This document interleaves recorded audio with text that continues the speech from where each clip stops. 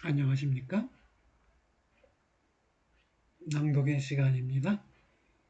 존재와 시간의 내용을 여러분에게 낭독해 드리는 시간인데요. 존재와 시간이 모두 83절로 분량이 꽤 많습니다. 얼마나 진행할 수 있을지 모르겠지만 시도해 보겠습니다. 우선 목차를 보면요. 서론이 있고요. 존재의 의의에 대한 물음의 해설, 존재의 의미라고들 번역하는데요. 의미가 낱말 뜻이라는 의미가 아니라 이해의 근거라는 뜻이에요. 그럼 존재 이해의 근거에 대한 물음이라는 말이에요. 그를 살리기 위해서 의라는 용어가 번역으로 선정이 됐습니다. 제1장, 제2장 있고요. 제1부가 있고요. 시간성에 의거한 현존재 해석과 존재의 물음의 초론적 지평으로서의 시간의 해설 이렇게 됐네요. 그리고 제1편이 현존재의 예비적인 기초 분석입니다. 책에서는 제1부와 제1부의 제1편과 제2편의 일부만이 논의되어 다시 말하면 제2부는 책으로 출간되지 않았다는 말입니다. 제1편에서 1장, 2장, 3장 그리고 4장, 5장, 6장 6장의 현존재 존재로서의 염려 조르게라고 하는데요. 마음씀이라고도 번역하고 심려라고도 번역하고 다양한 번역어가 있는데 여기서 우리는 염려라는 번역어를 채택했습니다. 염려하지 마라. 내일 일은 하느님이 돌보실 것이다. 그런 성경 구절에 입각하면 왜 염려를 현존지 존재로 설정하지? 이런 의문이 들 수도 있는데요. 또는 거꾸로 해석하면 현존재의 존재가 염려이니까 염려하지 말라, 맡겨둬라 이런 표현도 가능하리라고 생각됩니다. 제2편이 현존재와 시간성이에요. 제2편은 제1편에서 다뤄진 내용을 반복하되 시간성에 의거해 반복한다. 시간성에 의거해 해설하는 방식으로 반복한다는 것이에요. 그래서 이 편에도 제1장, 제2장, 3장, 4장, 5장, 6장, 6장으로 이루어져 있네요. 오늘 이 시간에 제가 낭독해 드릴 부분은 서론 부분의 제1절이 되는데요. 서론의 제1장의 1절 이것이 오늘의 낭독의 부분인데 이 서론에 앞서서 하이데거가 덧붙인 말이 있어요. 그것을 먼저 읽어봐야 서론에서 언급되는 말. 여기 보니까 앞에서 언급된 존재에 대한 물음은 바로 이 구절이 여기서 등장하는 존재의 의의에 대한 물음 이것을 가리키는 것입니다.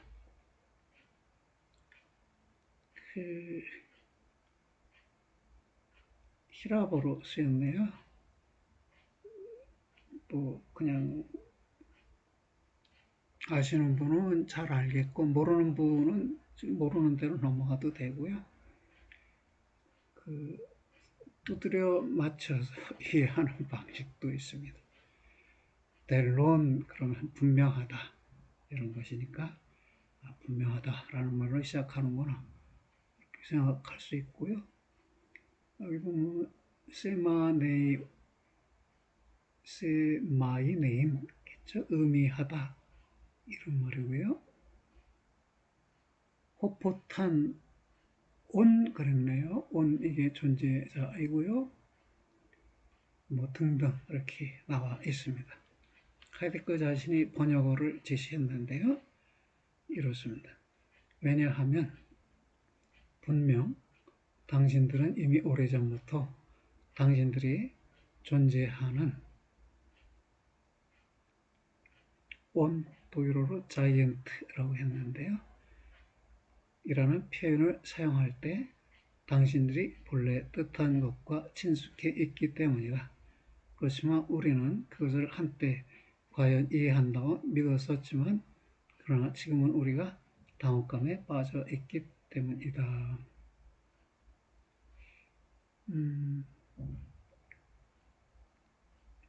예, 여하튼 존재한다라는 표현 예컨대 뭐죠? 하늘이 맑다. 여기 존재라는 표현이 안 등장하지만 영어로 하면 어떻게 되나요? The sky is clear. 그러면 거기 is라는 동사 있어요. 그러니까 서양인들은 is라는 비동사를 거의 모든 문장에서 사용하잖아요. 나는 밥을 먹고 있어. I am eating. 이렇게 할 때도 am이라는 비동사를 사용하잖아요. 뭐 there is a book. 저기에 책 한 권 있어. He is a man. 그런 사람이야. 수없이 많은 비동사를 사용해요. 그런데 그 비동사 사용에서 그걸 통해 뜻하는 바가 무엇인지에 대해 그냥 친숙해 있다는 것이에요. 그런데 이 존재한다의 의미가 또는 의의가 무엇이냐라고 물으면 답변하기 어렵게 되고 그래서 당혹감에 빠지게 된다는 것입니다. 소피스트에 등장하는 문장인데요. 하이데거가 인용했습니다. 오늘날 우리는 존재하는 이라는 낱말에 의해 우리가 무엇을 본래 뜻하는가라는 물음에 대해 대답을 갖고 있는가? 결코 아니다. 그렇다면 여하튼 존재의 의의에 대한 물음을 새롭게 제기하는 것이 필요하다. 우리는 오늘날 도대체 단지 존재라는 표현을 이해하지 못한다는 당혹감만이라도 역시 빠져 있는가? 결코 아니다. 그렇다면 여하튼 우선 무엇보다도 다시금 이 물음의 의의에 대한 이해력을 깨우는 것이 필요하다. 물음의 의의에 대한 이해라고 해도 되고요. 그 텍스트에 스탠트니스라는 용어로 쓰였으니까 그냥 직역해서 이해력이라고 해요. 이해력은 이해 속에서 성립하죠. 그렇다면 이해력이 있다라는 말은 이해가 있다는 말이고 따라서 번역서들에서는 이해력과 이해를 구분하지 않고 그냥 통일적으로 이해라고 통칭해서 표현하고 있습니다. 존재의 의의에 대한 물음의 구체적인 마무리가 다음의 논문, 즉 이 책의 의도이다. 이 의의라는 말은 이해의 가능 근거예요. 존재를 이해하게 해주는, 존재의 이해를 가능하게 해주는 그 근거를 의의라고 해요. 그게 뭐냐? 그러면 하이데거에서는 이게 시간인데요. 다양한 존재 방식들이 있지만 그 다양한 존재 방식들은 세계라는 지평에 의거해서 성립하는 것인데 그 다양한 존재 방식들이 공통적인 의미 요소는 현존 내지 현존성이에요. 안베젠 또는 안베젠하이트라는 것인데요. 그것은 시간에 의거해서 시간 지평에 의거해서 이해된다는 것이에요. 그러면 지금 출간된 존재와 시간은 세계 지평에 의거한 다양한 존재 방식의 이해를 해명하는 데까지 와 있어요. 그러나 시간에 의거한 현존의 이해는 다뤄지지 못했어요. 예고되기만 하고 다뤄지지 못했는데 그 예고된 내용이 부분적으로는 전집 24권 현상학의 근본 문제들이라는 책에서 부분적으로 다뤄지고 있습니다. 각각의 존재 이해력 일반에 가능한 지평으로 시간을 해석함이 이 논문의 선행적인 목표이다. 시간은 두 가지 의미가 있어요. 첫째는 탈자태, 둘째는 차원이에요.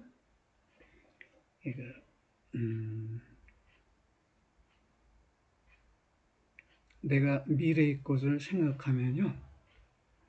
생각되는 미래의 것에서부터 지금의 나에로 다가와요.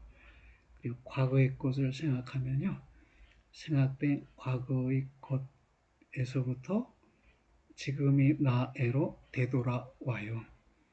그리고 내가 이렇게 책을 보고 있잖아요. 화면을 보고 있으면 화면을 현재화하고 있어요. 그러니까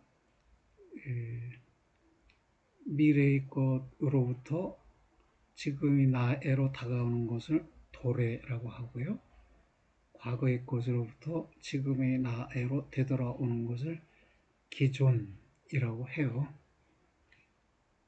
그리고 지각한다는 것은 시간적 의미에서 현재화한다는 것이에요. 그래서 도래와 기존과 현재화 이 세 가지가 탈자 또는 탈자태들이에요. 그런데 이 탈자태들에 의해서 도래의 차원, 기존의 차원, 현재의 차원이라는 세 개의 차원이 열려요. 이 세 개의 차원은 탈자태에 의해 생겨나서 성립하는 것이죠. 탈자태가 없으면 차원이 없어요. 차원이 없으면 탈자태가 없어요. 왜냐하면 탈자태가 향해서 그리로 가는 곳이 차원이에요. 탈자태가 향해서 갈 곳이 없으면 탈자태가 성립하지 않겠네요. 탈자태와 차원 또는 차원을 다른 말로 지평이라고도 하는데요. 이 탈자태와 차원이라는 이 두 개의 요소를 갖고 있는 것이 시간이에요. 종종 이런 비유로 설명해 드리는데요. 자연이라는 것이 있잖아요. 자연은 자기를 스스로 생산하는 것이에요. 그런데 그렇게 생산된 것도 자연이에요. 자연에는 스스로 생산하는 측면과 자신에 의해 생산된 측면이라는 두 가지가 있어요. 여러분 기억하시나요? 스피노자죠? 스피노자가 능산적 자연과 소산적 자연이라는 말로 이 두 측면을 말했어요. 아마 나투라 나투란스가 능산적 자연이고 나투라 나투란타가 소산적 자연인데 그렇게 자연의 두 측면이 있듯이 시간도 그래요. 자기가 자신을 생산하는 측면이 시간이 시간을 생산하는 측면이 탈자 또는 탈자태이고요. 그렇게 생산된 것이 지평 내지 차원이에요. 여하튼 하나의 그러한 목표를 의도한 그러한 앞서 가짐 속에 포함되어 있고 또 그것에 요구되는 연구들 그리고 이러한 목표의 길이 안내하는 해설, 서론을 필요로 한다 해서 뒤에 서론이 등장했고요. 서론도 1장, 2장으로 나누어지고 1장에서 제1절이 이것입니다. 1장의 제목은 존재의 물음의 필요성, 구조 및 우위라는 것이고 제1절은 존재에 대한 물음의 명시적 반복의 필요성이네요. 읽어보겠습니다. 앞에서 언급된 존재에 대한 물음. 여기 이 숫자는요. 독일어 책의 페이지예요. 필요하시면 독일어 책 펼쳐놓고 같이 보셔도 됩니다. 오늘날 망각되어 있는데 비록 형이상학을 다시 긍정한 것을 우리의 시대가 자신에 의한 진보로 평가할지라도 그러하다. 그럼에도 불구하고 사람들은 새롭게 불붙여져야 할 존재를 둘러싼 거인들의 싸움의 긴장들에서 자신들이 해제되어 있다고 간주한다. 이게 뭔가요? 기간토마키아 페리테스 우시어스. 그 우시아에 대한 우시아를 둘러싼 기간토마키아. 이게 아마 거인들의 싸움이라는 말인 것 같아요. 그 구체적인 내용은 실제로 존재하는 것 또는 진실로 존재하는 것이 경험계에 속한다고 보는 지상의 거인족과 예지계 또는 지성계에 속한다고 보는 올림푸스 산의 신들 사이의 싸움인데요. 이런 싸움이 필요하냐? 우리는 더 이상 필요하다고 여기지 않고 있는데 하이데거는 필요하다고 보는 것이에요. 그때 저 건드려진 물음은 그럼에도 하나의 임의적인 물음이 아니다.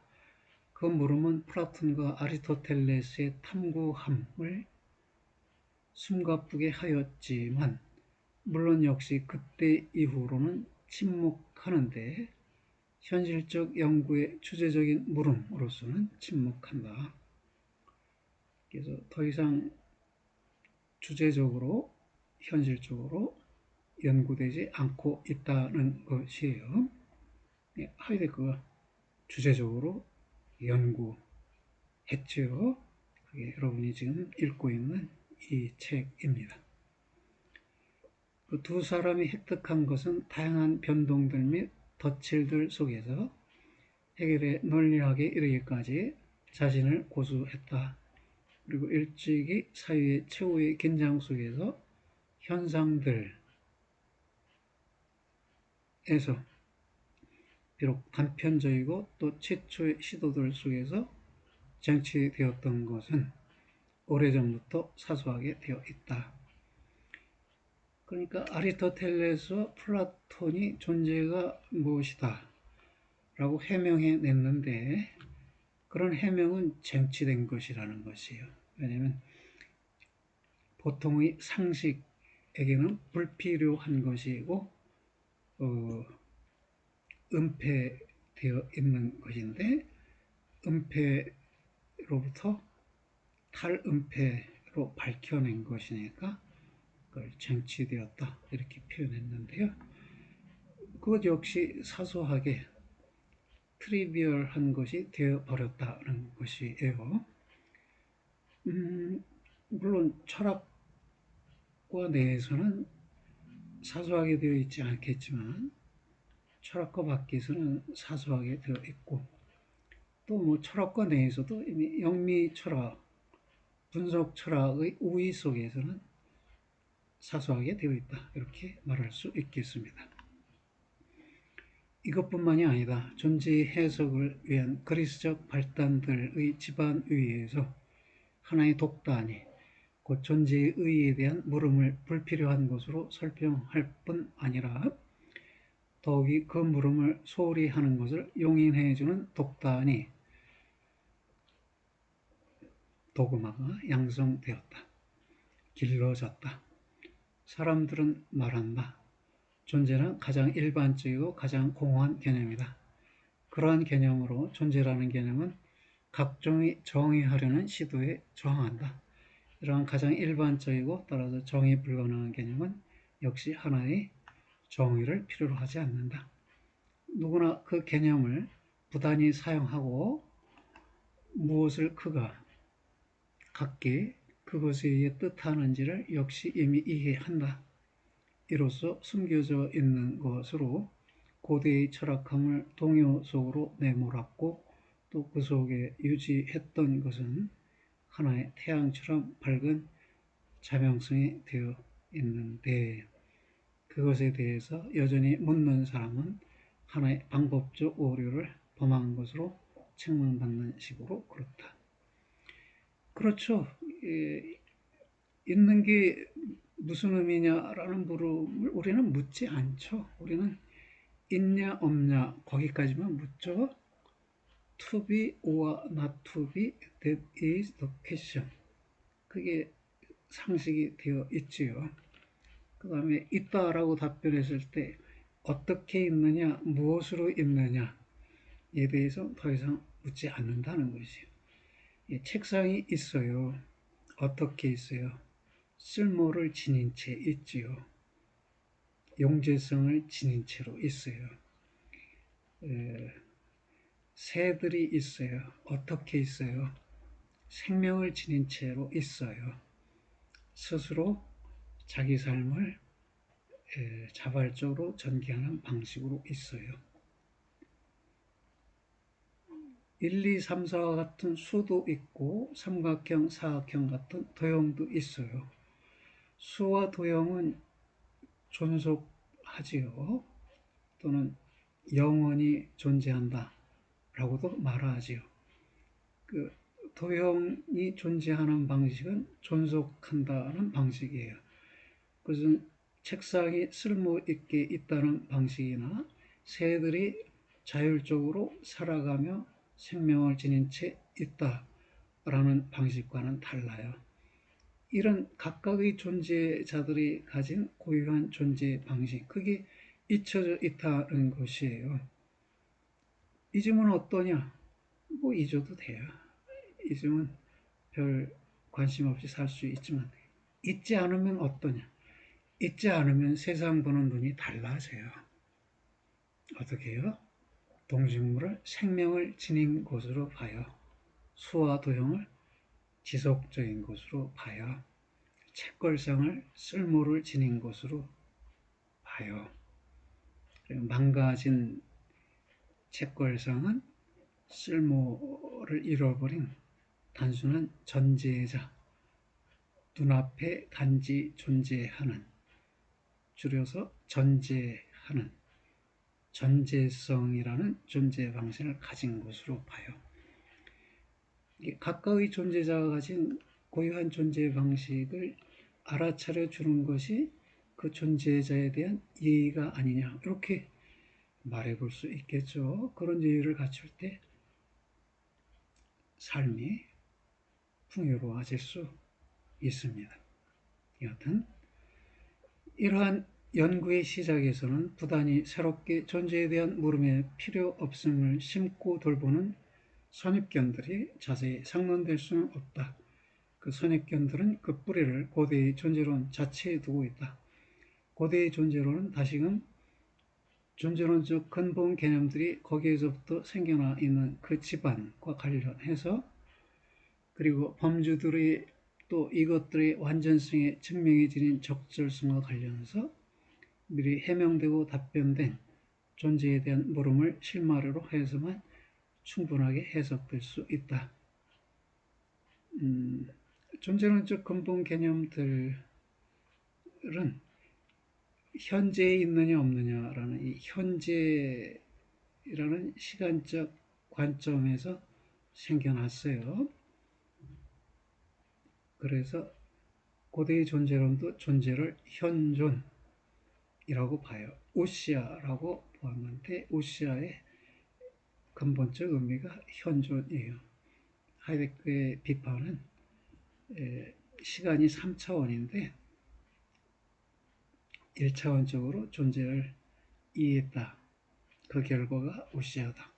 그 점에서 한계가 있는데 어떤 한계가 있더라도 그렇게 시간을 통해 존재를 이해한 그 관점에서 출발해서 시간을 3차원으로 확대하고 3차원에서 존재를 이해하는 방식으로 나가야겠다.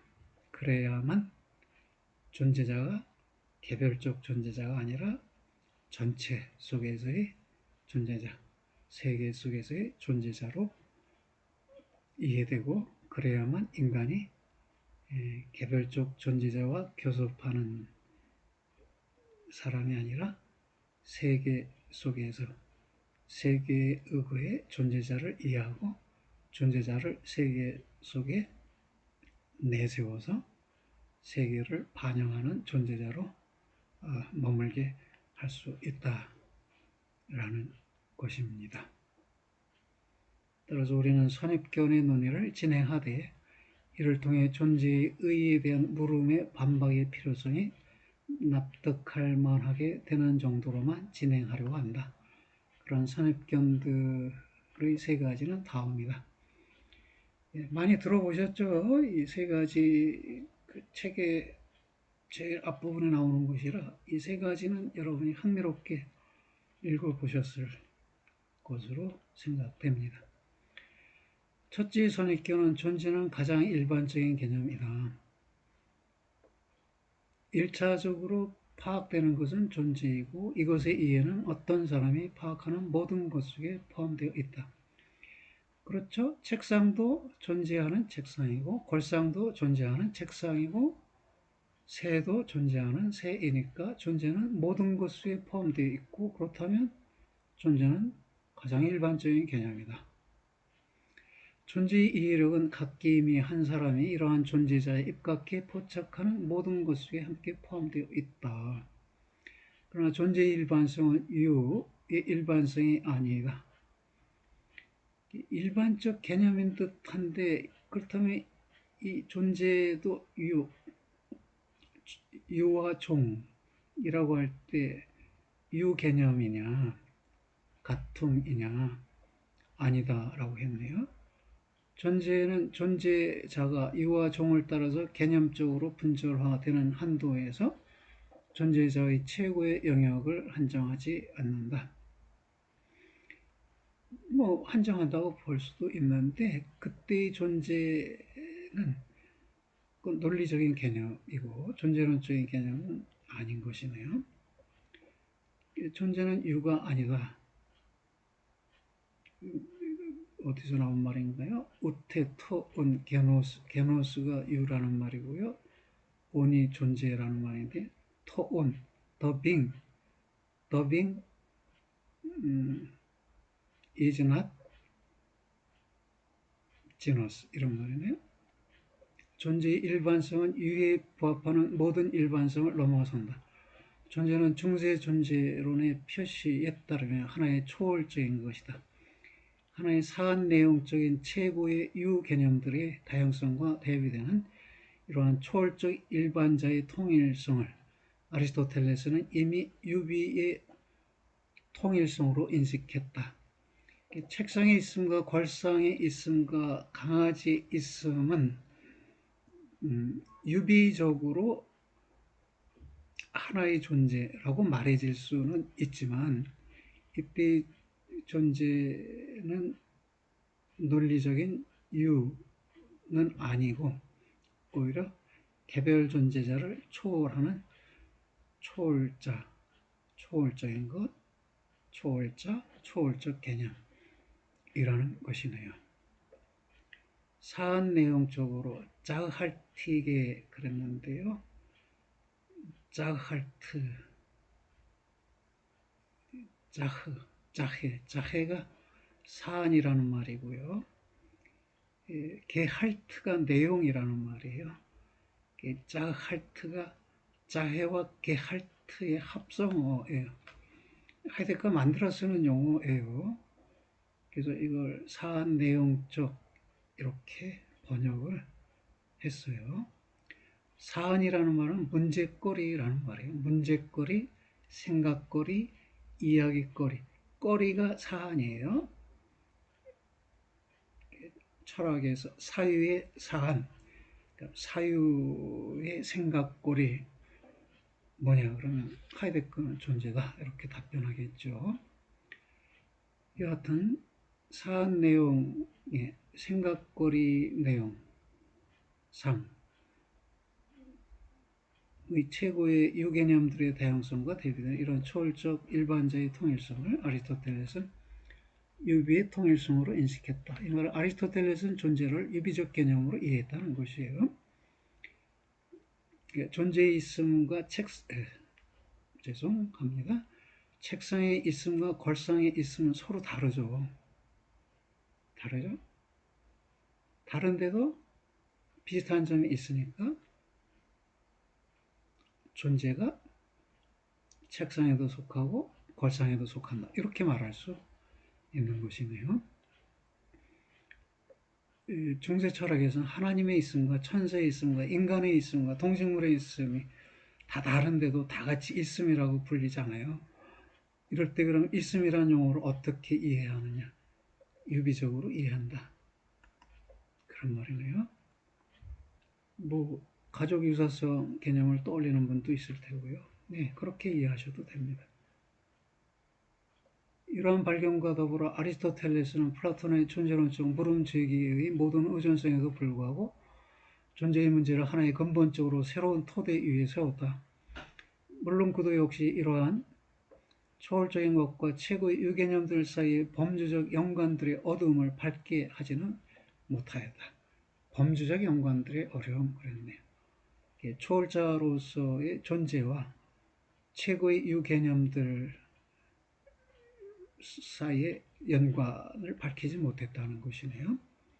중세의 존재론은 이러한 문제를 무엇보다 토마스적 학파와 스코트스적 학파 속에서 다양하게 논의했지만 하나의 원칙적인 명료성에 이르지는 못했다.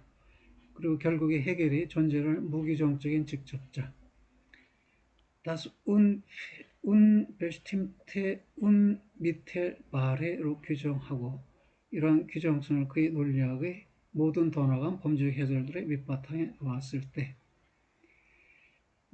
무슨 말인가요? 무규정적인 직접자 있다 라고 하면 있다 속에는 아무런 규정이 들어있지 않잖아요.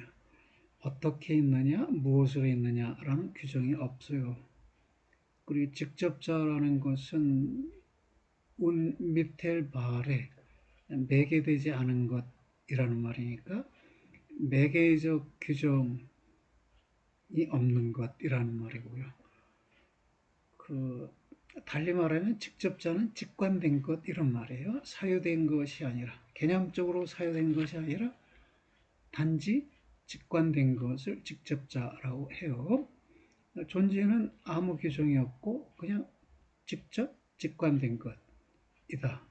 이렇게 규정하고 논리학의 최초의 개념으로 쓴 거죠. 존재는 무규정이니까 무다. 존재이면서 무인 것은 상호무순이니까 모순을 지향해야 한다. 지향된 개념이 생성이다. 존재는 무와 변증법적 지향을 통해서 생성으로 이해한다. 이게 논리학에서 첫 부분에서 논의하는 것일 텐데요.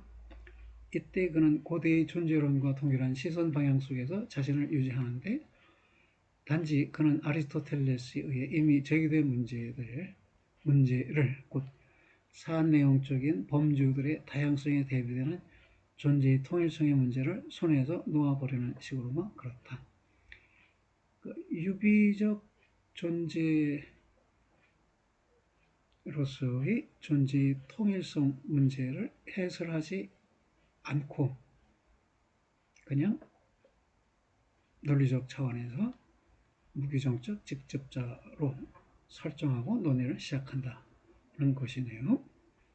따라서 만약 사람들이 존재는 가장 일반적인 개념이라고 말한다면 이는 그 개념이 가장 명료한 개념이고 더 이상의 어떠한 논의도 필요로 하지 않는다는 것을 말하는 것일 수 없다. 존재라는 개념은 오히려 가장 어두운 개념이다. 어떻게 존재는 다양한 방식이 있는데 그 다양한 방식을 유비적으로 이해할 것이냐 아니면 유비를 넘어서 통일적으로 이해하는 방식이 있느냐 이렇게 물어질 수 있다는 것이죠. 그래서 존재가 가장 일반적 개념이라고 해도 논의를 배제하는 개념은 아니라는 것이고요. 둘째로 존재라는 개념은 정의 불가능하다. 이것을 사람들은 존재 개념의 최고의 일반성에서부터 추론하였다. 그리고 이것은 정당한 때에 만약 definitio fit per genus proximum et differentiam specificam 이렇게 됐네요. 이건 definition is to be made by genus 프롬에서 가장 가까운 이란 말인데요.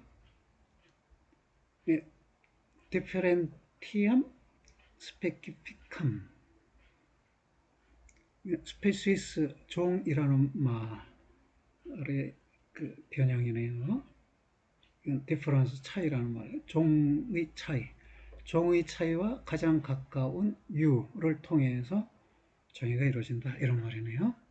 정의가 책임유와 종차에 의해 만들어진다면 그런 것이다. 엔티 non additu aliqua natura. 존재에는 어떠한 본성도 부과되지 않는다. 나투라가 본성인데요. 고대 철학에서 이 나투라는 본질이나 형상을 의미하게 돼요. 존재는 있음은 본질과 구분되는 것이죠. 머릿속에 우리가 $100 지폐를 완벽하게 상상하면 머릿속에 $100 지폐는 $100의 본질이나 형상이에요. 근데 그렇게 생각한다고 내 주머니에 돈이 한 푼이나 증가하느냐? 내 주머니에 있는 게 존재예요. 내 주머니에 없다 이게. 머릿속에 $100의 완전한 모습이 있어도 주머니 속에는 화폐가 전혀 없다. 이 말은 존재와 본질은 분리된 거, 본질적으로 분리되어 있다는 것이네요. 존재에는 본질이나 형상도 부과되지 않는다. 존재는 이것의 존재자가 귀속되게 하는 식으로 규정성에 이룰 수 없다. 있음에 대해서 무엇이라는 규정을 부과해서 존재가 규정되어 있음을 갖게 하도록 할 수는 없다는 것이네요. 존재는 정의상 더 고차적인 개념들에서부터 도출될 수 없고 하위의 개념들에 의해 진술될 수도 없다. 그러나 여기에서부터 존재가 어떠한 문제도 더 이상 제공할 수 없다는 점이 추론되는가? 결코 아니다. 추론될 수 있는 것은 단지 다음이다. 존재는 존재자 같은 것이 아니다. 존재자는 본질과 형상을 갖고 있는 것이죠. 따라서 어떤 한계들 속에서 정당화된 것인 존재자의 규정 유형은 스스로 자신의 기초들을 고대의 존재론에 두는 전통적 논리학의 정의는 존재에는 적용 가능하지 않다. 존재의 정의 불가능성은 존재의 의의에 대한 물음에서 우리를 자유롭게 하지 않고 바로 그것대로 촉구한다. 정의 개념은 아리스토텔레스 정의 방식이지요. 채군요 더하기 종처 정의라는 게 아리스토텔레스의 정의 방식이에요. 인간은 이성적 동물이다. 이렇게 정의돼요. 이때 이성이 종차이고요. 즉 짐승과 인간 사이의 종 측면에서의 차이가 이성이고, 치군류는 동물이죠. 짐승과 인간을 포괄하는 상위 개념이 동물이죠. 동물이 뭐냐 그러면 동물은 움직이는 생물이다 이렇게 규정되죠. 이때 움직임이 종차이고요. 즉 식물과의 종차이고, 생물이라는 것은 식물과 동물을 포괄하는 상위 개념이죠. 그럼 생물은 어떻게 규정돼요? 생물은 생명 있는 존재자이다 이렇게 되겠죠.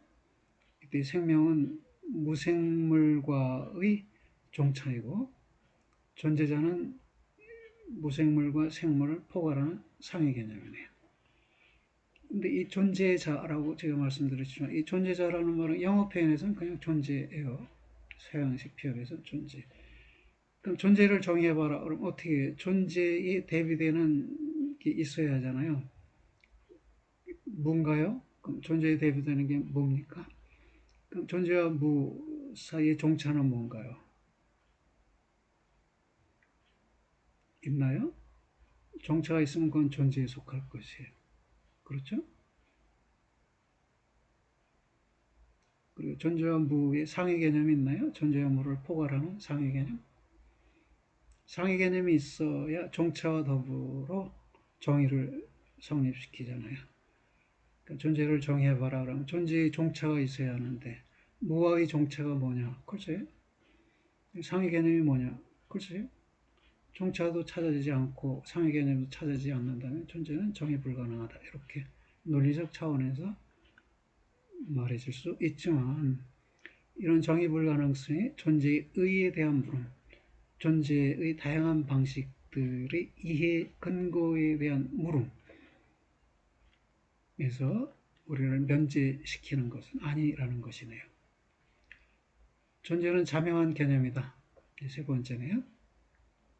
모든 인식한 발언함 속에서 존재자에 대한, 또 자기 자신에 대한 각종의 태도 취함 속에서 존재는 사용되고 있으며, 그때의 그 표현은 곧바로 이해되어 있다. 누구나 하늘은 푸르다. 그렇죠? The himmel is blue. 이다. The sky is blue. 이런 말이겠네요. 나는 기쁘다. I have been full. I am happy. 할 때도 비동사 있어요. 이렇게 비동사를 사용하면서 우리는 비동사의 의미를 이해해요. 하지만 이런 평균적 이해 가능성은 단지 이해 불가능성만을 예시한다. 그것 평균적 이해 가능성이 분명하게 하는 것은 존재자로서의 존재자에 대한 각종의 태도 취함 및 존재함 속에는 사람적으로 하나의 수수께끼가 놓여 있다는 점이다.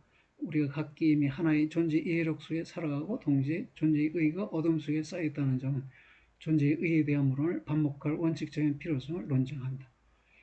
그러니까 하늘이 푸르다 할 때 이 하늘의 푸르름, 하늘이 푸르게 있음과 내가 기쁘다 할 때 내가 기쁘게 있음 사이의 차이가 설명될 수 있냐 이거예요. 즉 나의 존재 방식과 하늘의 존재 방식의 차이, 그리고 그 차이를 가능하게 하는 그 가능 근거가 설명될 수 있는가? 뭐 그게 설명될 필요가 있습니까? 없어요. 설명될 필요 없어요. 대다수의 사람에게는. 근데 소수의 사람에겐 설명될 필요가, 해명될 필요가 있습니다. 그 소수의 사람이 이른바 철학적 성향을 갖고 있는 사람들이죠.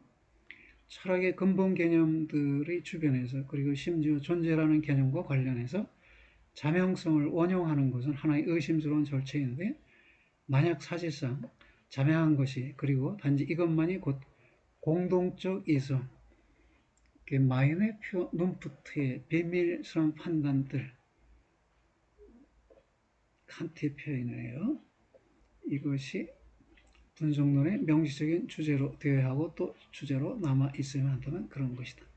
칸트 입장에 따를 때도 자명한 것이 곧 공동적 이성의 비밀스러운 판단들인데, 이것이 분석론의 명시적 주제, 즉 철학자들의 업무의 주제가 되어야 한다는 것입니다. 선입견들에 대한 숙고가 그러나 동시에 분명하게 한 것은 대답만이 존재에 대한 물음에서 결여되어 있는 것이 아니라 심지어 그 물음 자체가 어둡고 또 방향이 없다는 점이다. 따라서 존재 물음을 반복한다는 것은 다음을 말한다. 우선 첫 번째로 물음 제기를 충분하게 마무리한다. 비로소 한 번 물음 제기를 충분하게 마무리해보자. 물음 제기 자체가 제대로 이루어져 있지 않은데 하이데거 입장에서는 내가 물론 답변을 추구하지만 답변이 얻어지 못한다 해도 물음 제기만은 철저히 하겠다. 물음 제기를 하기 위해서 묻는 자인 현존제에 대한 분석과 해설이 먼저 이루어져야 한다. 그렇게 보는 것이네요. 제2절이 이 존재에 대한 물음의 형식적 구조에서 하이데거가 제기하는 물음을 제대로 제기하기 위한 논의를 전개합니다. 예, 여기까지 하지요. 여러분들 수고하셨습니다. 안녕히 계세요.